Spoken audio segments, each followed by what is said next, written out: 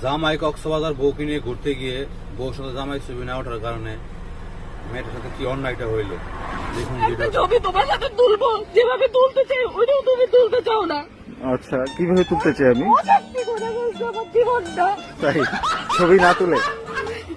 হ্যাঁ, আসছে পর থেকে একবারও বলি নাই ছবি তুলে, একবারও কোনো কিছু না, কোনো ডিমান্ড করি নাই। আচ্ছা। 6 দিন আমাকে দিয়ে সব জায়গায় ছবি তুলেছি, ওরে প্যারা দিছি আমি। এরপরে তুমি এখন শুরু করছো আমি নাকি ছবি তোলা নিয়ে শুরু আসার পর থেকে প্যারা দিতেছি। কবে দেখছো তুমি আসার পর থেকে আমি প্যারা দিতেছি? আচ্ছা, আজকে কতগুলো ছবি তুলছো, কতগুলো ভিডিও করছো?